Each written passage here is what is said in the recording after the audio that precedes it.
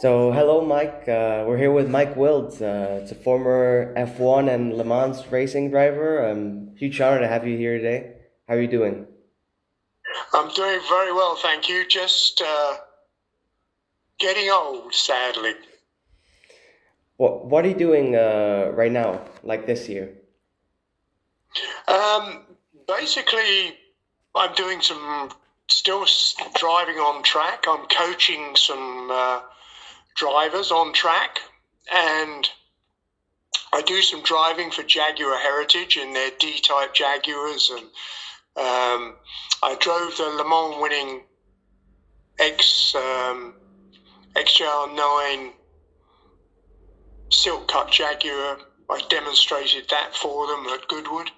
I'm racing a V8 Jaguar XKR that competed in the Nürburgring 24-hour race many years ago.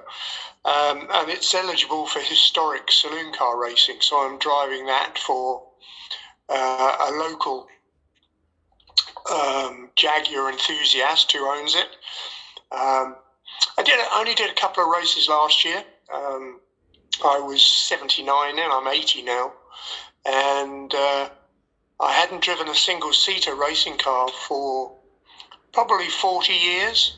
And a friend of mine had a Formula Atlantic. Used to be raced by a man called John Nicholson, and John owned a company called Nicholson McLaren, and he used to build all the Formula One engines for McLaren. And he had a car built called a Lynn car, and it had a 1600 Ford Cosworth BDA in the back. And my friend Peter does racing in historic events, but he let me do the Jochen Rindt Trophy at Thruxton in it, and I did 2 races and won my class both times. So I'm still driving okay. That's good to know. And you also drive or have driven helicopters, right? And airplanes? Yes, I was married to my wife Chrissy, who sadly passed away about 16 years ago of cancer. Sadly, terrible time. But when we first got married, I was a struggling amateur racing driver, and eventually went professional in 1972 when I went into Formula 3. In the back of my mind, we wanted to have children and we wanted to have a house. So I ended up with a mortgage and 2 children. And being a racing driver isn't the most stable profession as to whether you're going to get a contract for another season or whatever. My only other passion was flying. So I had a friend who owned a helicopter company, and he very kindly did me a deal, and I learned to fly helicopters when I wasn't racing. And I got my helicopter license, and I started to work for his company buying and selling helicopters. I enjoyed it so much, and I built up about 1,000 hours of helicopter flying. And I thought, this is, if I can't race, I'll just fly helicopters. So I got an instructor's rating, and I started to teach people to fly helicopters. I did about 8,000 hours of that, and thoroughly enjoyed it. How different is that to driving an F1 car? 70s F1 Sorry, car. David, my hearing's not so No, good. it's okay, it's okay. So, I mean, you drove F1 cars in the 70s. How different is that from driving a helicopter, driving an airplane? A big difference. Flying helicopter, they're both the same in that they're both great fun to do. Yeah. Um, Probably both about as dangerous as each other. But Formula One, when I drove my few Grand Prix in the mid 1970s, 74 and 75, it was very dangerous. My first Grand Prix start was in the American Grand Prix at Watkins Glen in October 1974. And I had a great friend. I did the European Formula Ford Championship in 1971. And I made friends with a man called Helmuth Koenig. And Helmuth was such a nice guy, and we became very, very good friends. My wife was pregnant with our first baby when we flew out to Canada and America. I sadly didn't qualify in Canada. I was driving for Team Ensign, and Mo Nunn had built this car. And it was very competitive. Formula One is always very competitive. And there were normally around 30 cars for 25 places on the grid. And I'd been to Italy, Austria, and I hadn't qualified, and in Canada, because it had a problem with the fuel system. Every time you loaded the car in a left-hand corner, it lost fuel pressure. So the engine lost power, and I couldn't get it to qualify. But between the Canadian Grand Prix and the American Grand Prix, Mo redesigned the fuel system.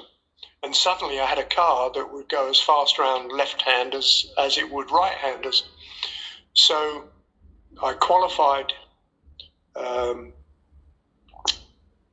at Watkins Glen. It was a little bit surreal because I had a hero called Ronnie Peterson who was driving a Lotus 72. And I was around, I think, 2/10 slower than Ronnie. I think he was probably having a bad day.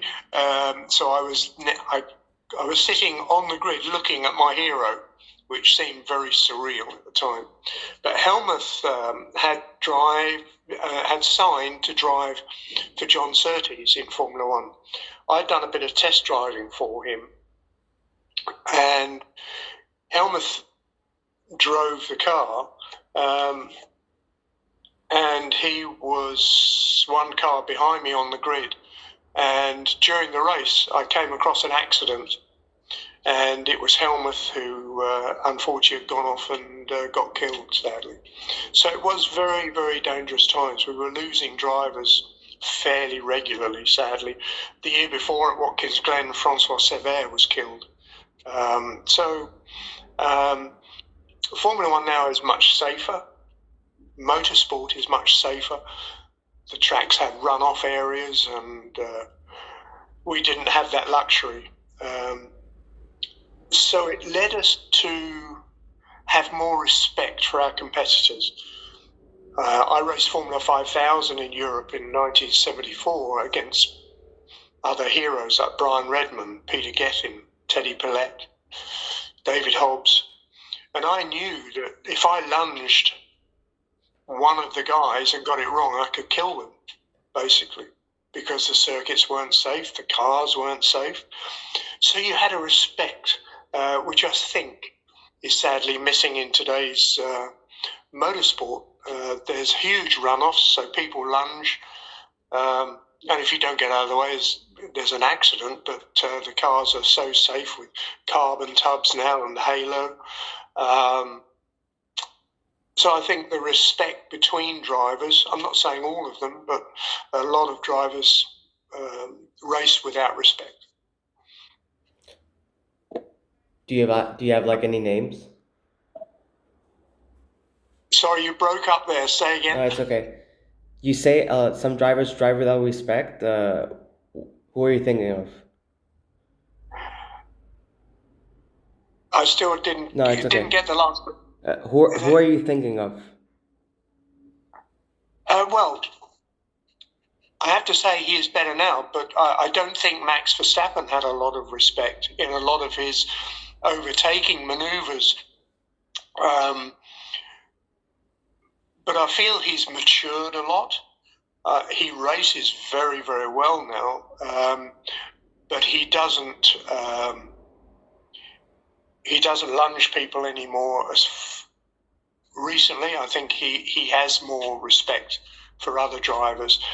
But there were drivers who I admired greatly, and they were wonderful drivers. People like Michael Schumacher, Ayrton Senna. But in my view, they were flawed. because they did things like Senna putting Prost off on the first lap in Japan to win the World Championship. That's not the way to win a World Championship. And I think he was so good he didn't need to do that. He's so focused that they do things that really have no respect for the other driver. Michael Schumacher going off pretending to have a bit of an accident at Monaco so that nobody would take pole position off him. These guys were too good for that kind of lack of respect, really. And in the build up to F1, you did F3 and Formula 3000. Formula 5000, sorry. 3000 only started existing afterwards. But what would you say were the main differences between those cars back then and the F1s of back then? Well, I've been racing a Formula 3 March in 1973 in the two British Championships and the European Championship. I came third in one of the British Championships, and I finished sixth in Europe, I think. But I won a few internationals and had great races with Jacques Lafitte and Alan Jones and Tony Bryce. It was very competitive. Formula 3 was wonderful. You had to qualify in a heat to get in the final, and then the whole grid could be covered by less than a second. Very, very competitive. And I loved it. So when I was driving for March, I wanted to buy a Lola 332 because Brian Redman, David Hobbs, they all had Lolas and they were very fast. And my team, Dempster, spoke to March, Max Mosley, and they sold the team a 741 Formula One car, less engine and gearbox. So my chief mechanic, Colin Bennett, who used to be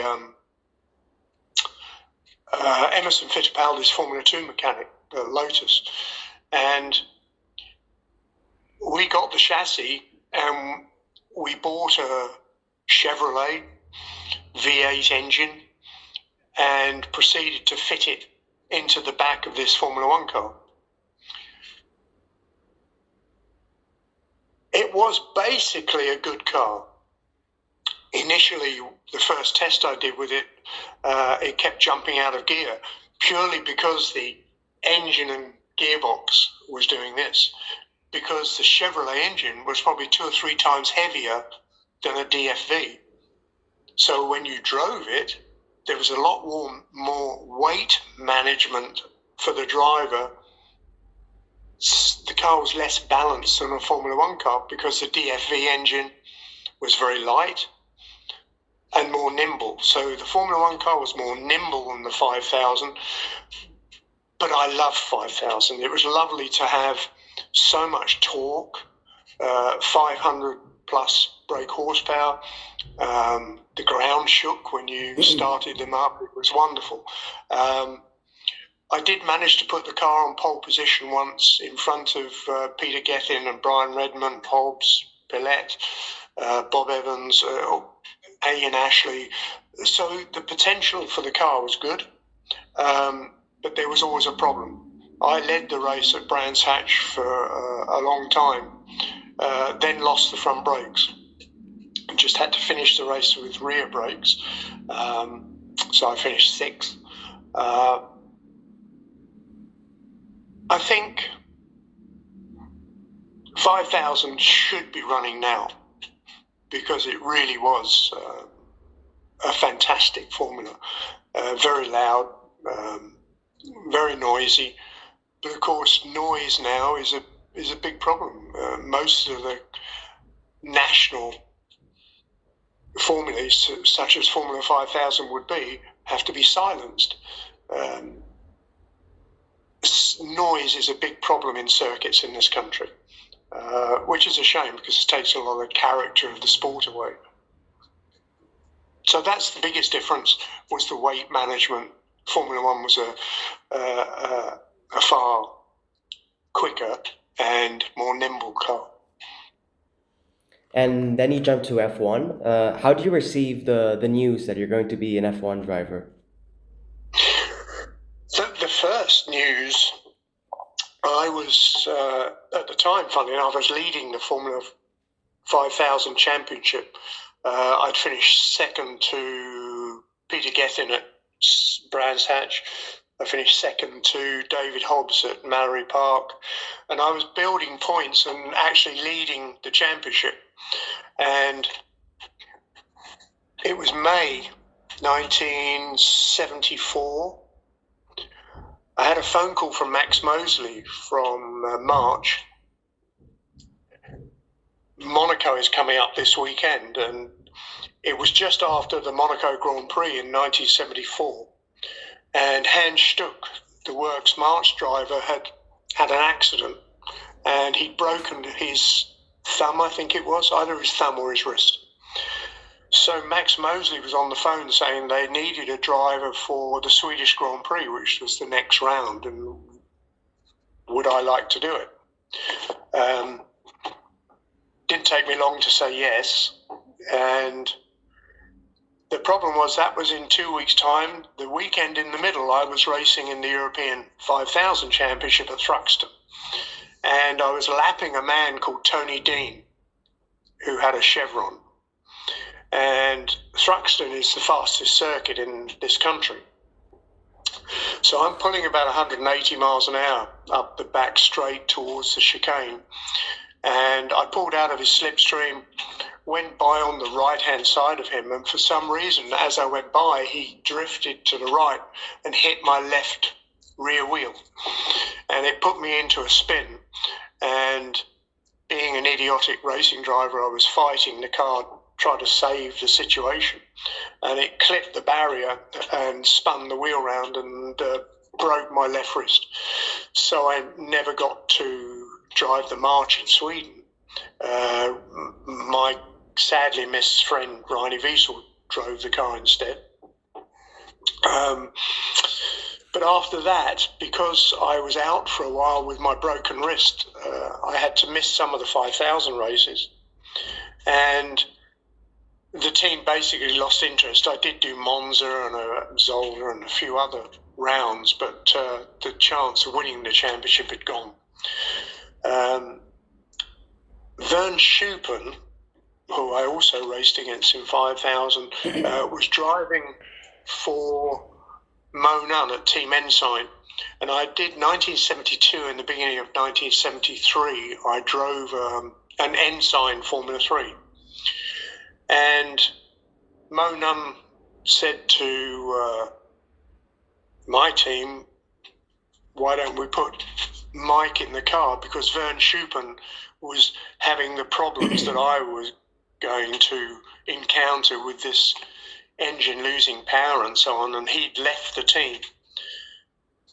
I was ignorant of these problems, so we agreed that I'd drive the car. And for the first 3 or 4 Grand Prix, I couldn't get in because of the problems. So that's how that came about. It was I was very friendly with Mo, and he was looking for somebody to get in the car once Vern had left. So that gave me that opportunity. During my first Grand Prix at Watkins Glen, I got to the start line, and it was just the way my luck was going in Formula One.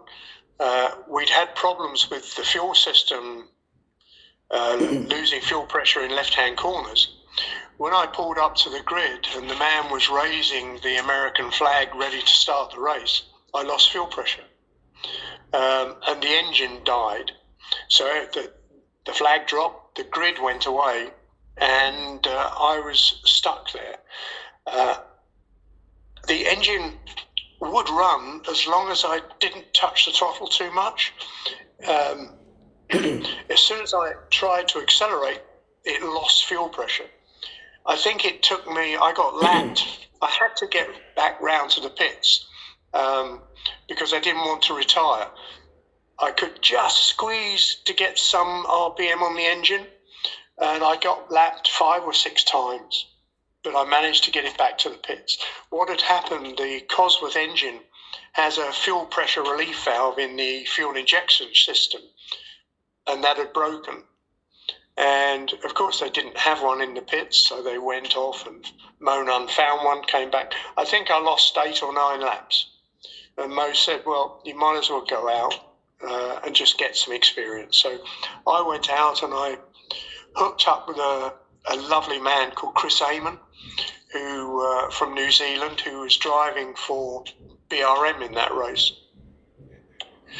And we played, basically. I overtook him, he overtook, and we just played. I wasn't going to be classified because I wouldn't have completed enough laps, but we had a lot of fun. And after the race had finished, I found out, I was very upset, having found out that my friend had got killed in the race. But this gentleman who I didn't know came up to me, and his name was Louis Stanley, and he was running BRM at the time. And he said, I saw you racing with our driver. He's leaving at the end of 1974. He's not doing any more races for us. Do you have a drive for next year? And I said, no. So he said, well, he gave me a card and said, phone me when you get back to England and let's talk about it. So I did, and we met in London, and eventually everybody was saying don't do it because they lacked budget. They were using engines, the V12 3-litre engines were nearly 4 years old. And one of my big friends was a man called Mike Halewood, who I got very friendly with initially through motorbike racing because my brother was racing motorcycles, and he introduced me to Mike Halewood. And then subsequently, I obviously came across him when I was test driving for John Surtees a little bit in Formula One. And Mike was involved with John Surtees. He drove Formula 2 and Formula 1 cars for him. He told me not to do it.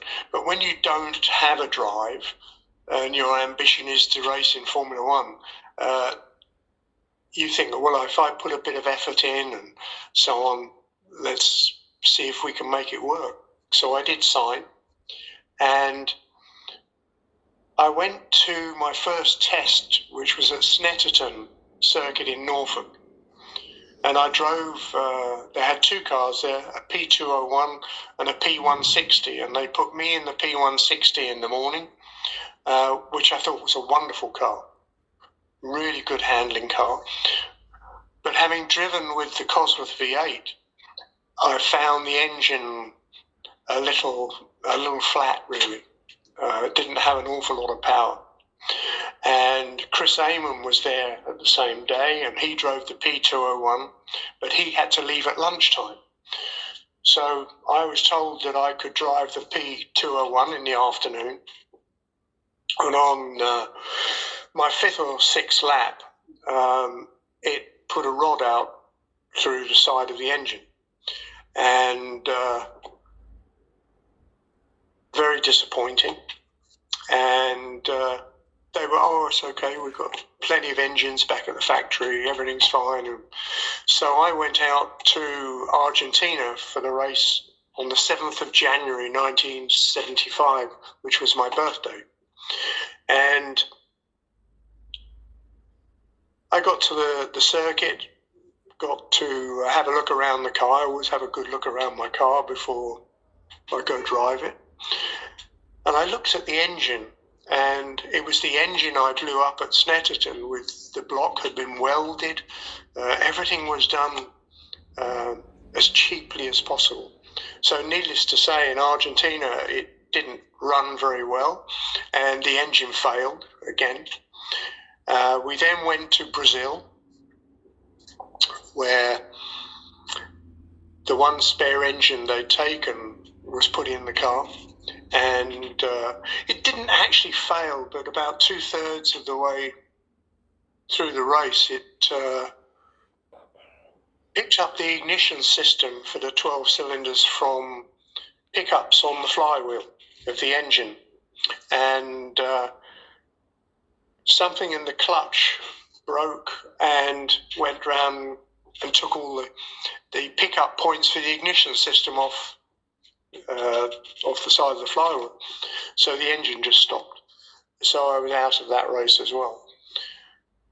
So when I got back to England, I had a meeting with Mr. Stanley, and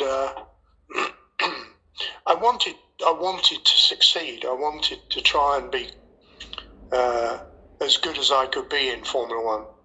And I said to him, sadly, you're not giving any of your drivers really the tools to do a good job.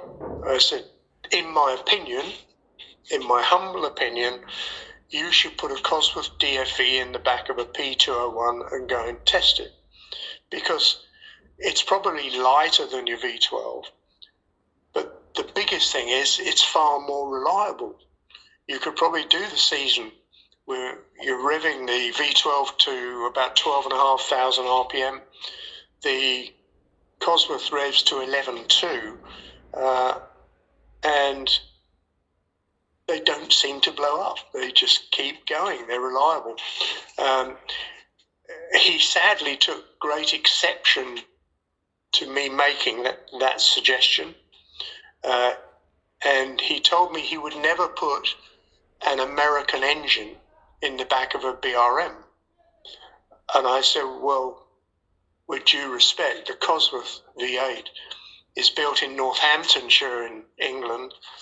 It was designed by Keith Duckworth and Mike Costin, two Englishmen. It's basically a British engine. And he said it's funded by Ford, so therefore it's an American engine. And he sacked me on the spot. So I lost my drive, which I thought it was a very good idea to try that. But they did carry on with another driver who suffered the same. The car never worked properly. And sad to say, eventually the team died, which was a great shame because it had such a big history with Jackie Stewart and Graham Hill winning Grand Prix, and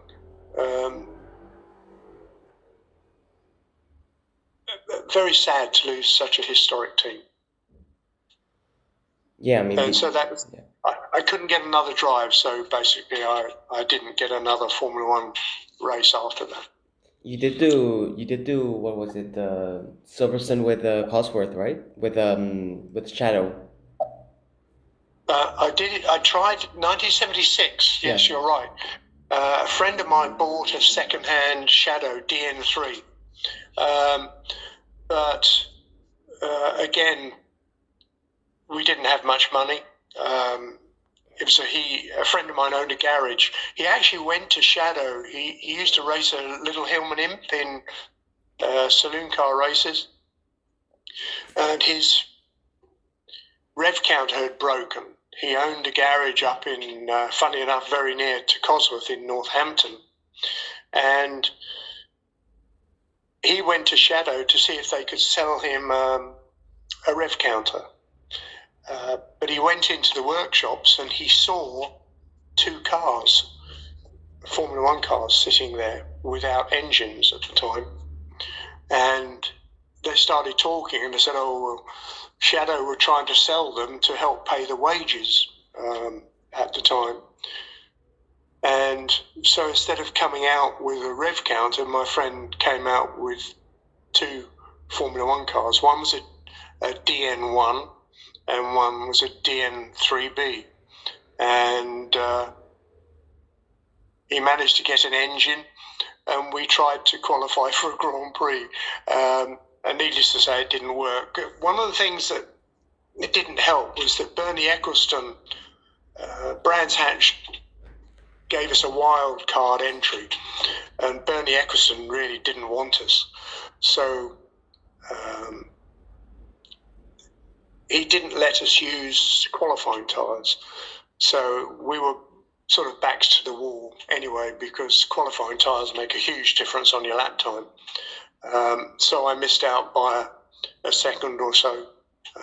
Didn't get into the race, but it was fun to be out there with all your heroes. At least you were trying, and to drive it. We eventually ran the car in 1976 in the British Formula One Championship, and we had a lot of fun racing it there, and we were quite competitive in that. And yeah, I mean, this was a great moment. But what would you say was your best race ever? Like the best race you've ever done? Probably the best race I ever drove, where I didn't get a result, was that Formula 5000 race. To drive a Formula 5000 with no front brakes and still finish sixth in the race was a mighty effort, really. Because not only did I have no front brakes, the throttle started to stick open. So on the march, you have a kill switch on the steering wheel to kill the engine. And so I only had back brakes, and I was actually turning the ignition switch on as I came out of a corner to get to the next corner, turning the engine off and trying to slow down with just the rear brakes, coasting through the corners and turning.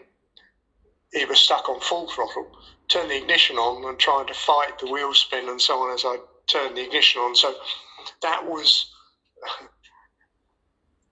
stupidity on my part, really. I should have just stopped, but I wanted to get some points. And from the point of view of actually finishing a race, that was amazing. But I think the Le Mans 24-hour race was always my favourite.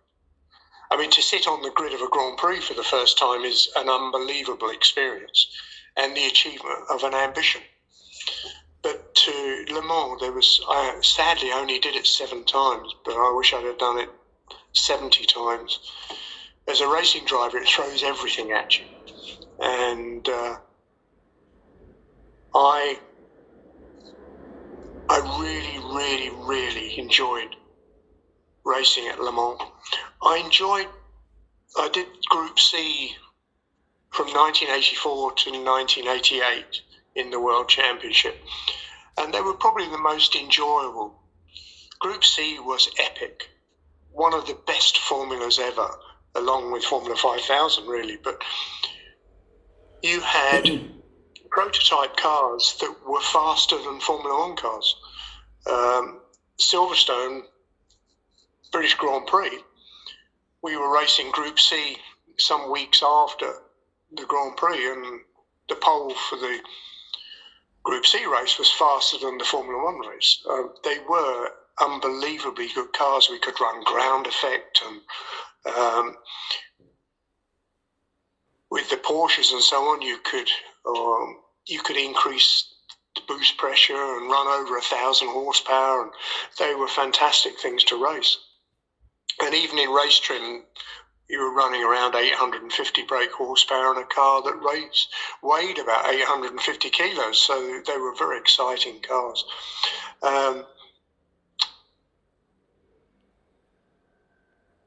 So probably Le Mans was my favourite race. It wasn't very kind to me. Always seemed to have mechanical failures, but I drove for Nissan there in 1988, which I have to say was probably the worst racing car I've ever driven. The chassis was designed by March, and Nissan had copied a DFV V8 and put 2 turbos on it, and we could easily run way over 1,000 horsepower. When I tested it in Japan, the engine, they said they wanted me to test a qualifying engine, and I'd never experienced power like it, really. It was unbelievable. Um, the problem was I drove Porsche 956s, Porsche 962. The Porsche engine would deliver the power beautifully, absolutely beautifully. Whereas the Nissan, you would accelerate, you had to drive it on the boost gauge, because suddenly it would go from 450 brake horsepower and double instantly. It was like throwing a switch. So in the rain and so on, it was unbelievably difficult to drive. But not only that, the March chassis at Le Mans in 1988 suffered from something called bump steer. So when the car hit a bump, it would either move left or right. And the car was doing nearly 240 miles an hour. And when it's not stable, it's quite scary. And I drove with another English friend of mine called Wyn Percy and an Australian Nissan Works driver called Alan Grice. And we literally sat down and said, is this car too dangerous for us to drive at Le Mans? Because we kept talking to the Japanese mechanics and engineers saying, can you do something with the front suspension geometry? Yes, they kept saying yes, we would do something about it, but all week they did nothing. It never changed. And we actually finished the race with that car. That really was another story. We had a big gearbox problem during the night. We lost 45, 50 minutes, dropped to 33rd, and we got back to 14th. And I was in the car with half an hour to go. And the Japanese pay pretty well. And I was going down the Mulsanne Straight, had a radio call asking me to make a pit stop. I did query it because the car was running fine. We had enough fuel. The car was dying a little bit, the wheel bearings and so on and so forth. But it was still going and we were going to finish. I couldn't understand why they wanted me to stop. But they were paying me good wages. You do as you're told. So I came into the pits and I was asked to get out the car. Nissan ran two works cars, one Japanese crewed car and one an English-speaking crewed car. The Japanese car broke its crankshaft during the race, so we were the only car left. And there was one of the drivers of the other car was a Japanese Formula One driver. I'm desperately trying to think of his name. Can't think of it. But anyway, he was standing there with his helmet on and shook my hand as I got out the car. Now, that driver had never sat in the car for the whole week. And you can't have four drivers. So I couldn't believe what was happening. But the Japanese wanted a Japanese driver to finish the race in the Nissan. Whether they did a deal with the organisers or what, I don't know, but he never appeared on the result sheets. We still kept our 14th place as a finisher. I thought we were going to be disqualified. So sadly, you put a lot of effort into driving the Le Mans 24-hour race. So I wasn't very diplomatic with my comments about what was going on. So once again, I got fired and they paid me my wages for Le Mans and said, thank you very much, we won't need your services anymore. But it was, when your adrenaline's flowing and you've worked so hard and not slept for 24 hours and driven your heart out, it was a bit of a kick in the whatsits to be told to get out. But Le Mans was my best. And you've mentioned so many great drivers before. What would you say is the best driver you've ever driven against? I've driven against a lot. Probably not the fastest. I've raced all kinds. Formula Ford, Formula 3, GT, sports racing cars, Formula 2, Formula 1, prototypes. So I'm not the fastest racing driver in the world by any means, but I'm quite versatile, and I can be quick, and quick enough that somebody will pay me to drive their cars. So I like the fact that somebody, I suppose there are two drivers. My all-time hero is probably Ronnie Peterson, because he was such a nice man, and it was an honour to sit on a grid with him in a Formula One race. But I liked versatile drivers. So for me, Brian Redman, because Brian drove Formula One, drove for Ferrari in sports cars, 917s for John Wyer golf team. I think he's awesome, absolutely awesome. Another one is Derek Bell. Derek was good in Formula One. He's a good friend of mine, as is Brian. But I like the fact that they were so versatile, and I've never raced against him, but if I can pick another one, and it is Max Verstappen, because I like his passion for the sport. I don't see that, to go and do the Nürburgring 24-hour race and to watch his skill lapping people and so on is amazing. So it's difficult to pick one of those three, but I admire them greatly. And your son Anthony, he's also a racing driver. Yes. What would he say he's learned from you, and what have you learned from him? Well, it's really weird, because I was asked to drive. I bought him a little racing car, a little Sports 2000, and he was very quick. I never coached him, but I suppose from a baby, he sat with me in cars all his life, up until the point he got married and moved away.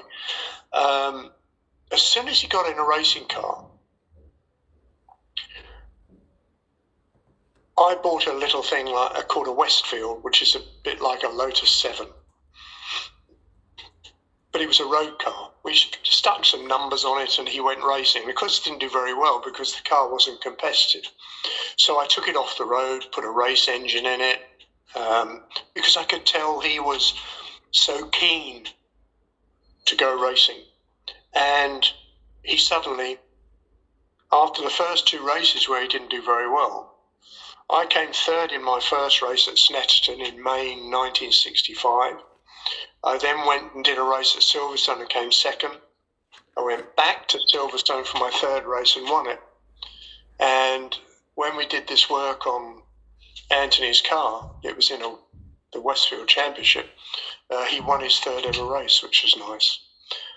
So I signed for a team in BMWs. He was just doing his club racing in his little sports car. And I was doing the British Endurance Championship in a X-Works BMW touring car. And we were going well with the owner. And I couldn't do a race. So he said, oh, well, we've got to get another driver. So I said, well, would you put my son in the car? Sure. So they put Anthony in and they had a win. So after that, in any of the longer 4 hours, we all drove together. And sometimes if the owner couldn't drive, it was Anthony and myself. And I never coached him. But around Spa, for instance, in the BMW, there was only 2 or 3 tenths of a lap between us. So we started winning. We won the British Touring Car Championship together twice. Once in a BMW, no, 3 times. Twice in a BMW. And then one of my tuition customers wanted to go racing. So he bought a 458 Ferrari to do the British Endurance Championship. And when I said, okay, so we spoke about him driving, he said, I don't want to drive. He said, I want to be a team manager. I want to work out strategy and so on. Let's put your son in the car. And so we won. Luckily, we won the Endurance Championship together. And the one thing I never realised, if you win a championship in a Ferrari, you get invited to Ferrari at the end of the year. And anybody who's won a championship, they have this big dinner and they have a stage and a big cinema-sized screen, and they invite every winner. There was probably about 40 of us, I think, from all over the world.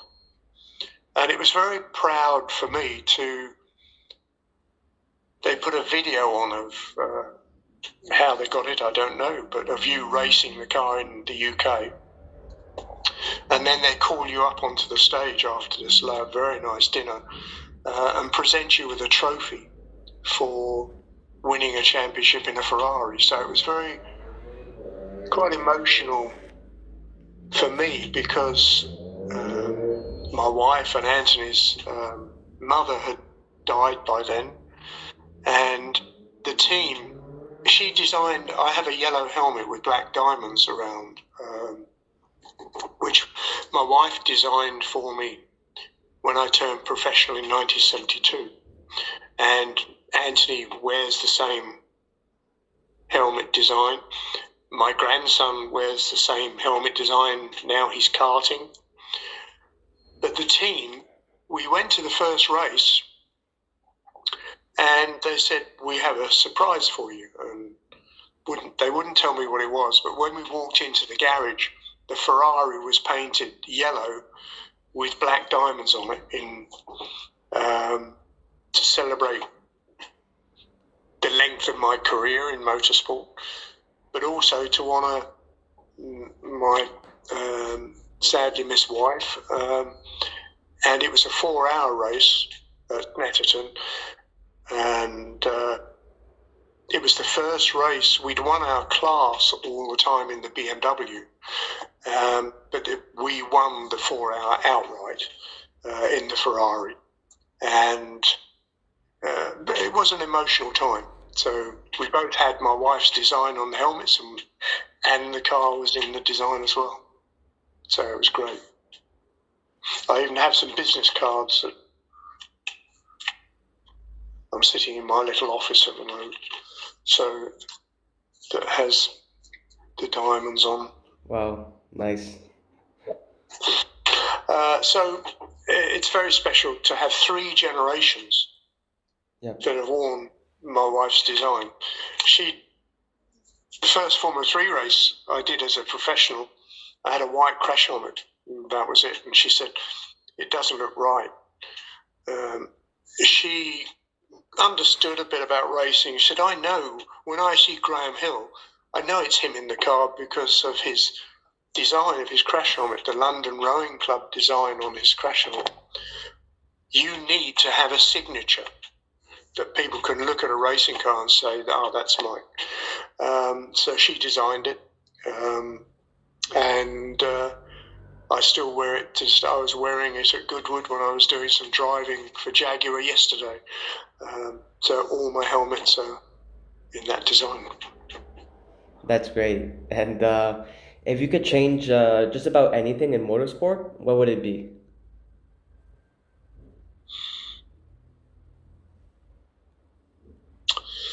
Interesting question. It's not possible, but I think motorsport, certainly in this country, there is too much of it. For instance, years ago, there was a Formula Ford championship for novices, and it was called the Dunlop Star of Tomorrow Formula Ford Championship, and it was packed grids. It was a great championship. And it was organised by one of the motor clubs in this country called the British Racing and Sports Car Club. Now, they had a rival called the British Automobile Racing Club, the BARC. So they saw how popular that championship was. So they start the BP Superfine Novice Formula Ford Championship. Suddenly, you have two championships and the grid's halved. And then you get all sorts of one-make series, and they last for a year or two because the manufacturers are keen. They pull out. I just think motorsport could be regulated better. You shouldn't just willy-nilly give championships away to be run, because the spectators are getting pulled in so many different directions. Competitors are being pulled in so many different directions. I just think it could be governed a little better. I don't know if there is a way of curing the problem, but there's certainly too much motorsport in this country. But everybody, I suppose, deserves to be able to race. And it needs lots of championships, possibly. But I think it's very diluted now. And I mean, you mentioned before that you coach young drivers. What's some advice you usually give to them? Lots. Yeah. Lots of advice. Most of them try too hard. One of the biggest things I learned is when I'm driving a racing car as fast as I possibly can, my mindset really is that I'm driving to the local supermarket.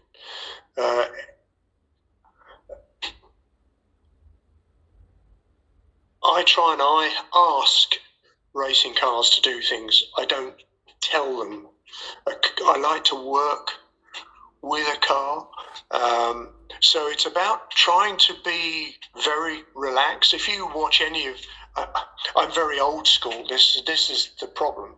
If you watch Jim Clark or any of the great racing drivers, they make it look so easy because they're so relaxed in what they're doing. And they just do everything nicely. They don't overdrive a racing car. A lot of youngsters overdrive. So it all looks very dramatic. It looks very, very fast, but on the stopwatch it isn't, because they're spending too much time either going sideways, understeering, or whatever. So one of the biggest things I tell them is you have to give a little to gain a lot. You can't go into a corner so fast that, you could be the fastest car in the first third of the corner, but because you've gone in so quickly, you can't put power on.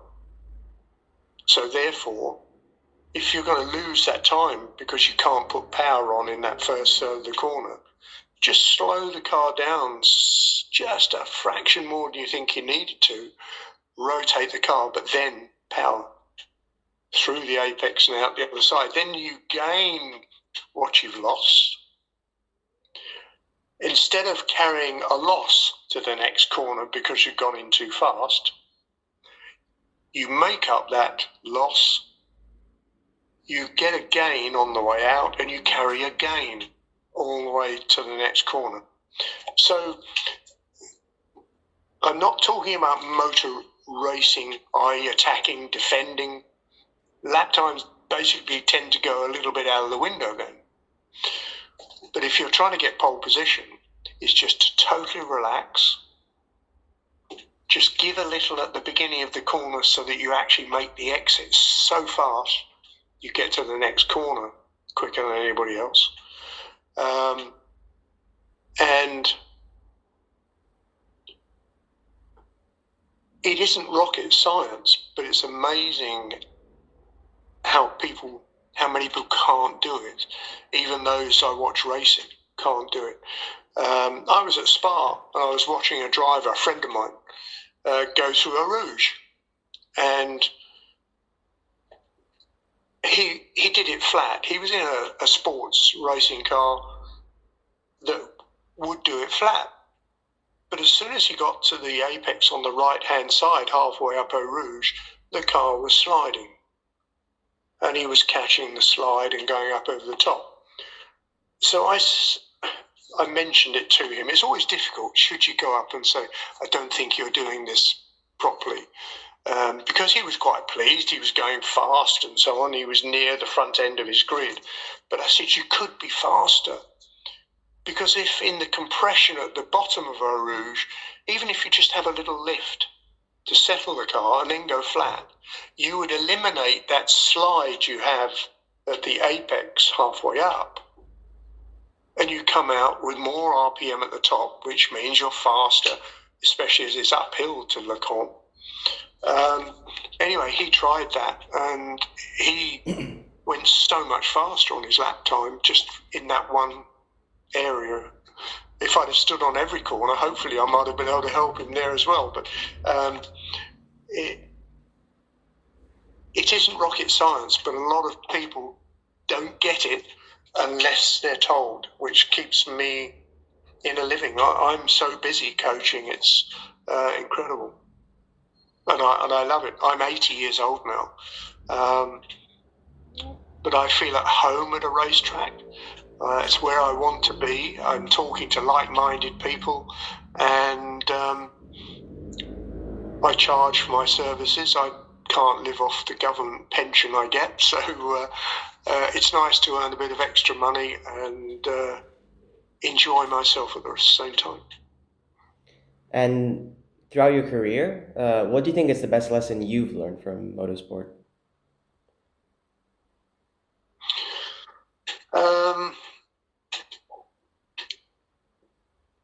I think it goes back to that one word again, which is respect. I try and treat everybody with respect. I have never, ever deliberately put somebody off the racetrack by contact. I have made contact with other cars. It's inevitable that you will rub door handles or have contact with cars. I could be telling a fib. I did make contact once, and it was a very stupid thing to do, because when I was trying to be a racing driver and I'd run out of money and sold my racing car to pay off my debts, somebody very kindly lent me a single-seater racing car. And I was doing a race at a Scottish circuit way up north near Edinburgh called Ingliston, and it was raining. And they paid prize money, and I really needed to win the race to get the money for petrol and everything to get 400 or 500 miles home. And I was running second in the race, and I got to the last corner, which was a long right-hand corner, and I did just tap his right rear, which put him in a slide, which meant I got to the line a nose in front of him. Stupidly, it was the man who'd lent me the car to race in the first place, so it wasn't my best career move. But this is my 61st season of racing I'm starting now, and I think if that's the only one, I've done pretty well. And going back a little bit to F1, do you think we misunderstand Formula One history when we only understand it through the winners, the victors, the champions? I think so, because there are a lot of the Joe Bonniers of this world who were very rich men who wanted to go Formula One motor racing. They bought their own cars, and people like Rob Walker, who was a very wealthy man through Walker's whiskey, and put Sterling Moss and Joe Siffert and lots of drivers in their cars. But it is a different era. It's a business now. Formula One is a business now. It's not a sport to me, really. It's a circus and a money-making business. Yes, I still watch it, but I don't have the passion for it like I used to have. I used to love, watching Ronnie Peterson come through the old Woodcote at Silverstone with the car absolutely on its edge was something very special. Now, this really only happens if there's a wet race or something that where you can see the skill of the driver. It's all about technology now, really. And it's really quite nice when an element comes in where you can actually see the skill of the driver rather than the technology helping the driver achieve a result. It's never going to go backwards. I had a conversation with Ross Brawn, and it was when he was working with the FIA, and I said, what on earth can you do to try and make the racing more exciting? Because we used to have steel brakes, so therefore we'd still do nearly 200 miles an hour, but we had to brake at 250 meters. So you had an area to position yourself to fight somebody for a corner. Whereas now everybody in Formula One is braking at the point of turn-in almost, and use the first third to turn in on the brakes and then just fire it out from the apex on full throttle. And Ross said to me that it's so difficult. Formula One and the designers, he said they're like an avalanche. Once an avalanche starts at the top of a mountain, there is no way you're ever going to stop that avalanche. All you can do is divert it. So you try and divert that avalanche in a particular direction. So you try and divert the designers and maybe the FIA into divert the development into something that makes the motor racing better, but it's very, very difficult. Very difficult. I drove a Porsche, very kindly asked me, this was probably 4 years ago, so I was in my mid-70s, how would I like to be the oldest man ever to compete in a Carrera Cup race? And yeah, of course I wanted to do it, but I was frightened. I had no experience of the latest GT3 cars, and Redline Racing ran the car, and I did the last round at Brands Hatch Grand Prix circuit, and having had 2 half-hour sessions on the Friday, I was way off the pace. They had a very nice German engineer running the car called Frank, and Frank said to me, come, we go look at the computer, Mike. So we went and sat and looked, and he looked at my traces and he said, you're very old school. And I said, I know, but I can't seem to get to grips with this car. He said, well, what do you think of the brakes, for instance? And I said, the brakes are fine, absolutely amazing. I'm going down to the back straight at Brands Hatch, 160 miles an hour. I'm not touching the brakes till 80 meters. He said, yes, I see on the computer. He said, this is where we normally brake in the wet. And I couldn't believe it. I said, well, if I brake any later, he said, I'll give you an eye. We brake at 45 meters for that corner. So I said, therefore, the driver's hitting the brakes at 100% and turning the steering wheel. In my view, the car is going to swap ends. And he said, no, it has rear wheel steering, it has active suspension. So I went out in qualifying, and I probably got it down to 55, 60 meters. But there was no feel. I have a passion for Porsche. I have a Porsche. I've always loved Porsches. Had them for years. This latest GT3 car didn't talk to me. The only way I knew I'd locked a brake was that a light came on the dashboard that you've locked a brake. The brake pedal felt dead. It didn't talk to me. The whole car lacked character, in my view. I like to work with a car to achieve a result. with the GT3 car, I was leaving my braking later and later and later and later. And I just had this feeling, when is the law of physics going to say, that's as far as we can go, and puts me off into the wall? So yes, I did both races. I qualified just over a second off pole, which put me 14th on the grid. But at least I wasn't last. I didn't particularly enjoy it, purely because the car had no character. So it was the weekend I decided I would only ever race historic cars now. So I race C-type Jaguars, D-type Jaguars, old cars that slide, and they tell me what they're doing, and I love that. So the youngsters that drive today are really from the video game generation.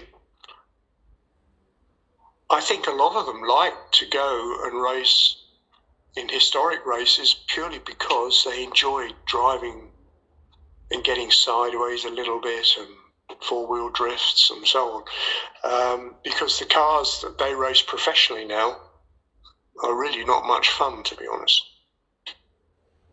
And talking about fun, which track that you have raced, which was the most fun, the most enjoyable for you? I first went to Spa in 1966 with the old circuit when I used to work for Firestone Racing, race tyre division, and I went round the circuit back in 1966, and obviously then it changed, but I do love racing around Spa. I won a sports car race there some years ago, a historic sports car race. It was something called Super Sports, where they had McLaren M8Fs, and I had a little 2-litre Chevron B36, and I won it overall because I was just flat everywhere. It was wonderful. And my slowdown lap was probably one of my quickest because I knew I wasn't going to be back at Spa until the next season. It just begs to be attacked. So for me, Spa. But in the old days, I did love the old Interlagos, the long old Interlagos in Brazil, the one I did the Brazilian Grand Prix on. That was a bit special, especially the first downhill left-hander where now there's a chicane. That used to be flat top gear, downhill left-hander, and corners like that really, really get your attention are great fun for a racing driver. Amazing. So, and what are you looking forward maybe for next year? What are you looking forward to do? For next year? Yeah. I still want to be racing. I still want to be coaching. I don't have enough money to run my own car, so I rely on very, very nice people to let me drive their racing cars. I'm very honoured that Jaguar let me drive these historic. For instance, I think probably 2 months ago I was driving the D-Type Jaguar that Mike Hawthorne drove at Le Mans in 1956, that won the Reims 12-hour with Duncan Hamilton and Ivor Buim. And they trust me to drive these cars, and I take it as a great honour to be able to do that. And I don't see why, as long as I don't do anything stupid, why they wouldn't let me do that for a few years to come. So I'm looking forward to that. I'm driving some cars for them again at Alton Park at a Jaguar festival. So I shall be racing something. Hopefully somebody will give me a race car to actually race or demonstrate. So it's basically more of the same as what I'm doing now. I just want to, I'm in a very happy place. I'm very relaxed. I live in a lovely part of the countryside in southwest England near the coast, and life is very, very good. I miss my wife, but I met Penny some years ago, and we got married recently, and it's nice to be happy again. I was very, very down for a long time after my first wife died. So it's nice to be happy again. I've got 4 lovely grandchildren. I've got a grandson that's very fast in in karts, and yeah, so life is good. You have a grandson that's good in karting? What's he doing right now? He does Club 100, which is all the karts are the same, and it was funny. He did try another. I can't remember the name of the formula. It was a 2-stroke, quite a fast kart. He thought he'd tried a different series, and so there's a man in this country called Colin Turkington who's very, very good. Works BMW driver, friend of mine, and his son is karting as well. Is also started to race cars, and I couldn't go to this race, and my grandson had put his helmet on a table, which is the same design as mine. And by all accounts, Colin arrived with his son and looked at the helmet and thought, oh, we might be in trouble. They got into the race, and my grandson beat Colin's son by 0.008 of a second. It was like this. So he's not forgiven me yet. What's your grandson's name? Spencer. Spencer. Spencer. All right, we'll keep an eye on him. So yeah, just to close off, do you want to add anything or? No, I'm really grateful that you wanted to even talk to me. No, so I'm grateful thank too. you. I'm grateful too. Thank you very much for it. I've enjoyed talking to you, and I hope it hasn't been too boring for you. No, it's been amazing. It's been amazing, honestly.